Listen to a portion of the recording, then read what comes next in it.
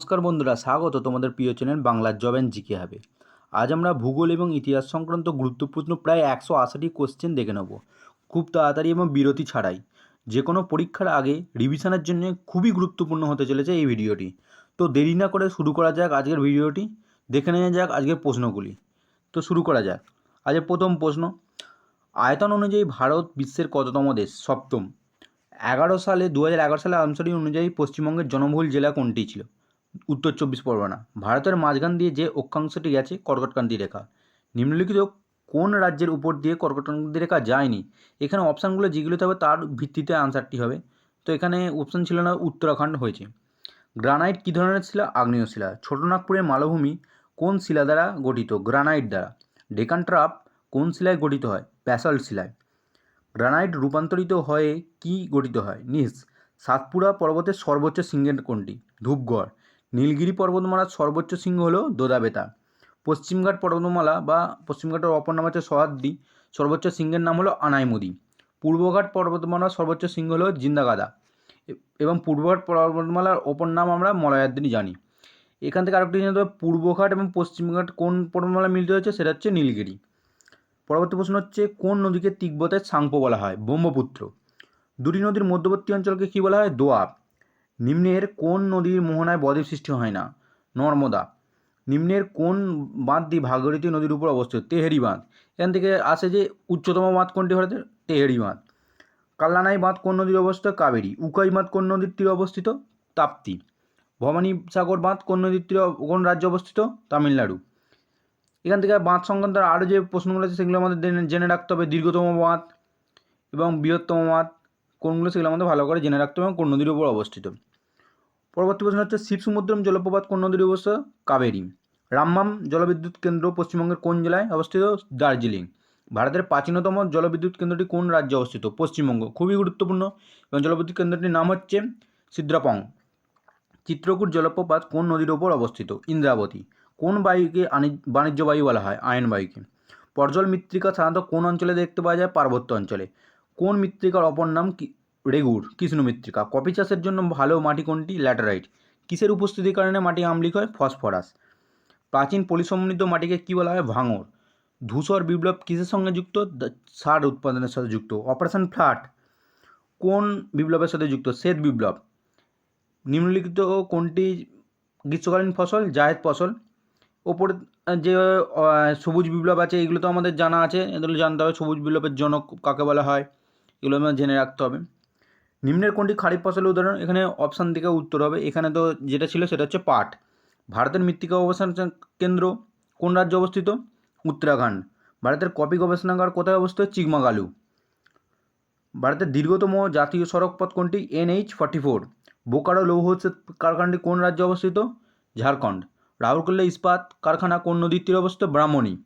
ভারতের খনিজ ভাণ্ডার বলা হয় ছোটনাগপুর মালভূমি। হেমাটাইট কোন ধাতুর আকরিক? লোহা। ম্যাগনেসিয়ামের একটি আকরিক হলো ডলোমাইট। ক্যালামাইন কোন ধাতুর আকরিক? দস্তা। ভারতের বৃহত্তম কৃত্রিম বন্দর হলো মুম্বাই বন্দর। ভারতের ডেট্রয়েট কোন শহরকে বলা হয়? চেন্নাইকে। দক্ষিণ ভারতের কাশী বলা হয় মাদুরাইকে। ভারতের হলুদ শহর কাকে বলা হয়? জয়সালমীর। কোন শহরকে ভারতের অর্থনীতির রাজধানী বলা হয়? মুম্বাই। ভারতের গ্লাসকো পশ্চিমবঙ্গের কোন শহরকে বলা হয়? হাওড়া। এখান থেকে যা আরও আসে, ভারতের রুট বলা হয় দুর্গাপুর। রাখে নিজেকে মোটামুটি ইম্পর্টেন্টগুলো রাখা হয়েছে বন্ধুরা। সিটি অফ ডেস্টিনি কোন শহরকে বলা হয়? বিশাখাপত্তনম, ভাগ্যের শহর। পেডিমেন্ট কিসের সঞ্চয় কার্যে বলা হয়? বায়ু। নেওড়া ভ্যালি ন্যাশনাল পার্ক কোন রাজ্যে অবস্থিত? পশ্চিমবঙ্গ। পশ্চিমবঙ্গের সঙ্গে কয়টি রাজ্যের সীমানা স্পর্শ করেছে? 5টি। কোন রাজ্যের সঙ্গে পশ্চিমবঙ্গের সর্বনিম্ন সীমানা রয়েছে? সিকিম। ভারতের প্রথম কোন রাজ্যে কার্পাস বয়ন শিল্প গড়ে উঠেছিল? পশ্চিমবঙ্গ। কেলাডাও ন্যাশনাল পার্ক কোন রাজ্যে হয়েছে? রাজস্থান। বিশ্বের সর্বোচ্চ রেল সেতু কোনটি? চেনাব সেতু, জম্মু কাশ্মীরে অবস্থিত। হর্নবিল ফেস্টিভ্যাল কোন রাজ্যে? নাগাল্যান্ড। খুবই গুরুত্বপূর্ণ প্রশ্ন। নোয়াখালী ফেস্টিভ্যাল কোন রাজ্যে পালন করা হয়? উড়িষ্যা। গানগুয়ার ফেস্টিভ্যাল কোন রাজ্যে পালন করা হয়? রাজস্থান। ফ্ল্যামিঙ্গো ফেস্টিভ্যাল কোন রাজ্যে হয়? অন্ধ্রপ্রদেশ। এবার আমরা আসবো হচ্ছে প্রাচীন ভারতের ইতিহাস সংক্রান্ত প্রশ্ন উত্তর। তো দেখে নেওয়া যাক বন্ধুরা, কোন উপনিষদ থেকে সত্যমেব জয়তে নেওয়া হয়েছে? মুন্ডক উপনিষদ। ঋগ্বেদের এক একটি খণ্ডকে কী বলা হয়? মণ্ডল। ঋগ্বেদের কোন যুদ্ধের কথা উল্লেখ রয়েছে? 10 রাজার যুদ্ধ। ঋগ্বেদে উল্লেখিত বিতস্তা নদীর বর্তমান নাম হচ্ছে ঝিলাম।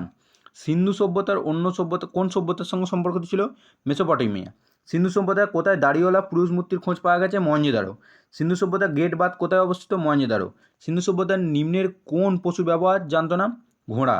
ষোড়শ মহাজন পদের মধ্যে দক্ষিণ ভারতের কোন মহাজন পদটি কোনটি? অসমক। গান্ধার মহাজনপদের রাজধানীর নাম কি ছিল? তক্ষশিলা। মগধের রাজধানী পাটালিপুত্র। শশাঙ্কের রাজধানী কি ছিল? কর্ণসুবর্ণ। জৈন ধর্মের সর্বশ্রেষ্ঠ তীর্থঙ্কর জানি আমরা মহাবীর। চন্দ্রগুপ্ত মৌর্য কোন ধর্মান্তরিত হয়েছিলেন? জৈন। তারানাথের অশোক স্তম্ভে কতগুলি পশুর প্রতীক রয়েছে? 4টি পশু, যেটা হচ্ছে হাতি, বলদ বা ষাঁড়, ঘোড়া এবং সিংহ। কোণার্ক সূর্য মন্দির কে প্রতিষ্ঠা করেছিলেন? নরসিংহদেব। বৃহদেশ্বর মন্দির কে প্রতিষ্ঠা করেছিলেন? প্রথম রাজেন্দ্র চোল। ভীমবেটকা রক শেল্টার কোন রাজ্যে? মধ্যপ্রদেশ। মহাবলীপুরম কোন রাজ্যে অবস্থিত? তামিলনাড়ু। রাষ্ট্রকূট বংশের প্রতিষ্ঠাতা? দন্তি দুর্গ। নন্দ বংশের প্রতিষ্ঠাতা কে ছিলেন? মহাপদ্মনন্দ। পাল বংশের প্রতিষ্ঠাতা? গোপাল। যদি পাল বংশের শ্রেষ্ঠ রাজা বলে দেবপাল। কোন পাল রাজার আমলে কৈবর্তবৃত্ত সংগঠিত হয়েছিল? দ্বিতীয় মহিপাল। এবং কৈবর্তবৃত্তের যদি প্রধান নেতা বলে সেটা দিব্য। আর পাল বংশ হচ্ছে বাংলার স্বর্ণযুগ বলা হয় এবং অনেক বেশি সময় ধরে চলেছিল। মহিপালের সভা কেউ ছিলেন? রাজশেখর। অষ্টাধ্যায়ী গ্রন্থের রচয়িতা কে ছিলেন? পাণিনি। হর্ষচরিত গ্রন্থের রচয়িতাকে? বাণভট্ট। পিয়রদর্শিকা গ্রন্থের রচয়িতাকে? হর্ষবর্ধন। মৃচ্ছকটিগম, একটু ভুল হয়ে গেছে, এখানে মৃচ্ছকটিগম হবে। কে লিখেছিলেন? শূদ্রক। আইহোল প্রশস্তি কার লেখা? রবিকীর্তি। কল্পসূত্রী কে রচনা করেছিলেন? ভদ্রবায়ু। কিতাব উল রেহেলা কার লেখা? Ibn Battuta. অর্থশাস্ত্র কে রচনা করেছিলেন? কৌটিল্য। চাণক্য প্রধানত কার পরামর্শদাতা ছিলেন? চন্দ্রগুপ্ত মৌর্য। এলাহাবাদ প্রশস্তি থেকে কার কথা জানা যায়? সমুদ্রগুপ্ত। সমুদ্রগুপ্তের রাজধানী কোথায় ছিল? পাটালিপুত্র। সাঁচি স্তূপ কে নির্মাণ করেছিলেন? সম্রাট অশোক। সকারি কে উপাধি গ্রহণ করেছিলেন? দ্বিতীয় চন্দ্রগুপ্ত, কারণ শকদের পরাজিত করে সকারি উপাধি গ্রহণ করেছিলেন। প্রাচীন ভারতের স্বর্ণযুগ বলা হয় কোন যুগকে? গুপ্ত যুগকে। হুন আক্রমণ কোন শাসক প্রতিহত করেছিলেন? স্কন্দগুপ্ত। দ্বিতীয় চন্দ্রগুপ্তের আমলে কে ভারতে এসেছিলেন? ফাহিয়েন, এবং চীনা পরিব্রাজক ফাহিয়েন। এখান থেকে আরও যে গুরুত্বপূর্ণ প্রশ্নগুলো আছে সেগুলো হচ্ছে নিচে দেওয়া হয়েছে। যে মেগাস্তিনি তিনি এসেছিলেন চন্দ্রগুপ্ত মৌর্যের আমলে গ্রিক দূত হিসেবে। হিউয়েনসান হর্ষবর্ধনের আমলে চীনা পরিব্রাজক হিসেবে। আলবেরুনি হচ্ছে সুলতানি গজনী মামুনের আমলে। এবং ইবন বতুতা মোহাম্মদ বিন তুগলকের আমলে।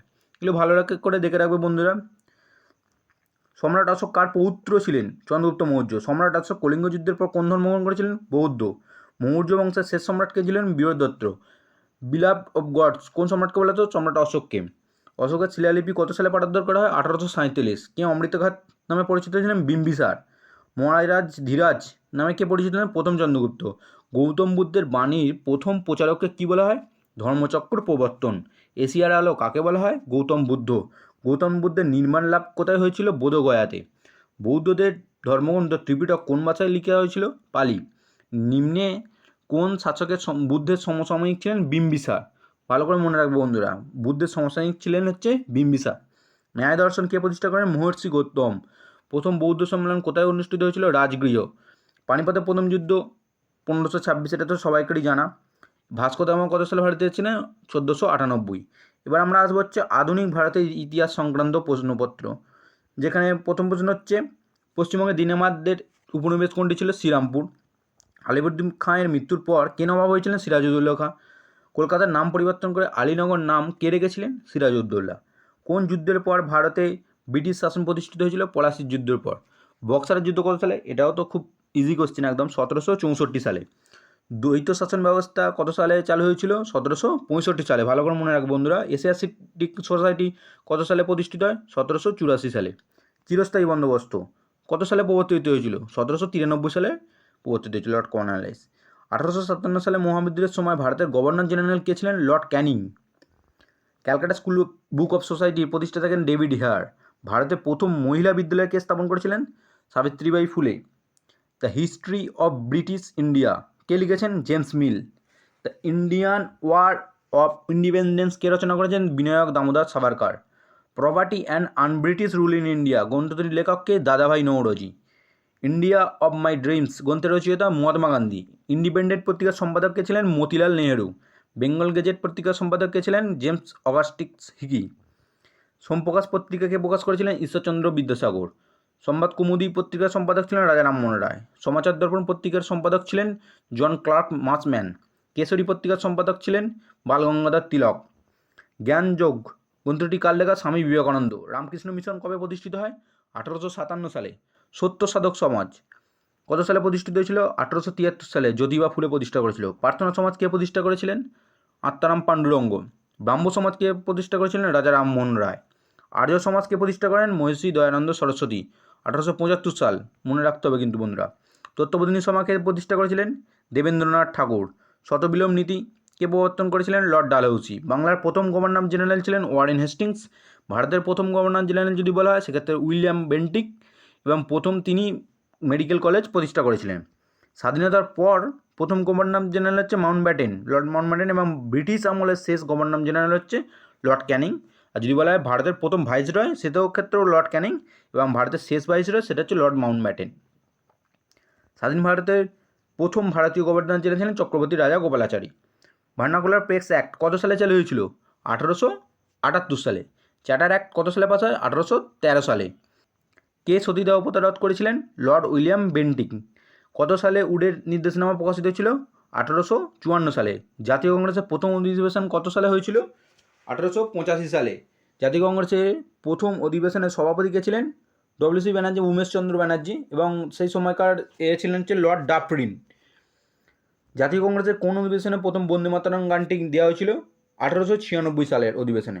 এবং 1929 সালে লাহোর অধিবেশনের সভাপতি কে ছিলেন? জওয়াহরলাল নেহরু। কংগ্রেস প্রথম পূর্ণ স্বরাজের দাবি ওঠে ওই লাহোর অধিবেশনে, প্রথম পূর্ণ স্বরাজের দাবি ওঠে। গান্ধীজি জাতীয় কংগ্রেসের কোন অধিবেশনে সভাপতি করেছিলেন? বেলগাঁও অধিবেশনে। কংগ্রেসের কোন অধিবেশনে সুভাষচন্দ্র বসু প্রথম সভাপতি নির্বাচিত হয়েছিলেন? হরিপুরা অধিবেশন। জাতীয় কংগ্রেস কোন অধিবেশনে চরমপন্থী এবং নরমপন্থী দুইভাবে বিভক্ত হয়ে যায়? 1907 সালে সুরাট অধিবেশনে। অনুশীলন সমিতি কত সালে প্রতিষ্ঠিত হয় এবং কার প্রতিষ্ঠা করেন? 1902 সালে সতীশচন্দ্র বসু এবং প্রমথনাথ মিত্র। মল্লমিন্টো শাসন সংস্কার আইন কত সালে প্রণয়ন করা হয়? 1909 সালে। বঙ্গবন্ধু আন্দোলন রোধ করা হয়েছিল 12ই ডিসেম্বর 1911 সালে, এবং সেই সময় ভাইসরয় ছিলেন লর্ড কার্জন। বুড়িবালামের যুদ্ধ কত সালে? 1915। চম্পারণ সত্যাগ্রহ 1917 সালে। রাওলাট আইন পাস হয়েছিল 1919, যেটা জালিয়ানওয়ালাবাগ হত্যাকাণ্ড। জালিয়ানওয়ালাবাগ হত্যাকাণ্ডের কোন কমিশন গঠন করা হয়েছিল? Hunter commission. ক্রিপস মিশন কত সালে ভারতে এসেছিল? 1942 সালে। কোন ঘটনার পর বল্লভভাই প্যাটেল সর্দার উপাধি লাভ করেছিলেন? বরদৌলি সত্যাগ্রহ ঘটনার পর। গদর পার্টির প্রতিষ্ঠাতা ছিলেন লালা হরদলাল। এবং গান্ধীজির প্রথম গণ আন্দোলন কোনটি ছিল? অসহযোগ আন্দোলন। ইন্ডিয়ান হোম রুল সোসাইটি কে প্রতিষ্ঠা করেছেন? Shyamji Krishna Varma. Indian national army কে প্রতিষ্ঠা করেন? মোহন সিং। কোন ব্রিটিশ গভর্নর জেনারেল ডাক টিকিট চালু করেছিলেন? লর্ড ডালহৌসি। ইলিবার্ট বিল কে প্রবর্তন করেছিলেন? লর্ড রিপন। হোম রুল লীগের নেত্রী কে ছিলেন? Annie Besant. তো বন্ধুরা, এই ছিল আজকের ভিডিও। যদি ভিডিওটি ভালো লাগে থাকে অবশ্যই লাইক করো এবং নিজেদের বন্ধুদের মধ্যে শেয়ার করো। যে কোনো পরীক্ষার আগে এই ভিডিওটি দেখলে তোমাদের অবশ্যই আশা করা যায় তোমাদের এই ভিডিওটি খুব উপযোগী হবে। আর যে সমস্ত বন্ধুরা এখনও পর্যন্ত সাবস্ক্রাইব করেনি অবশ্যই সাবস্ক্রাইব করে না এই ধরনের ভিডিও পেতে। নমস্কার।